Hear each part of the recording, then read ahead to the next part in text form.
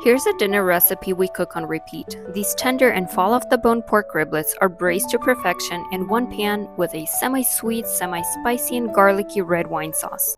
Start by rinsing the ribs under cold water and remove the white membrane covering the bones.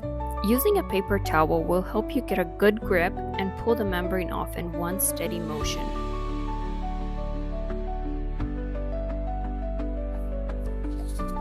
Trim off any excess fat if needed and cut the riblets into individual pieces using the backbone as your guide.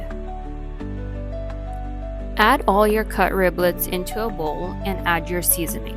For 3 pounds of bone-in pork riblets, I used 1 teaspoon of kosher salt, half a teaspoon of black pepper, 1 teaspoon of no salt seasoning, and half a teaspoon of dry ginger. Mix everything very well and cover with plastic wrap and let it marinate for at least 30 minutes on the countertop. For a printable recipe, check out the link in my description below.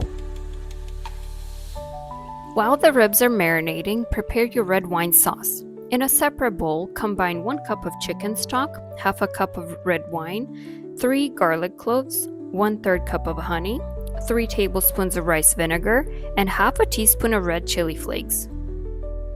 Add more or less chili flakes depending on your preference.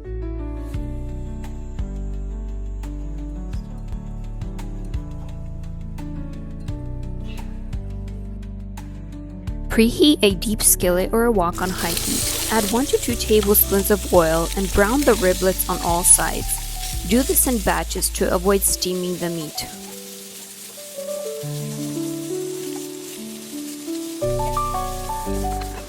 After all the riblets are browned, add them all back to the pan and add the red wine sauce.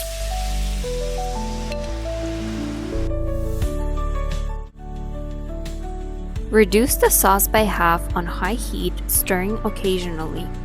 Then, reduce the heat to low setting and simmer the riblets for about 30 to 40 minutes with the lid on, or until the sauce has perfectly glazed the ribs.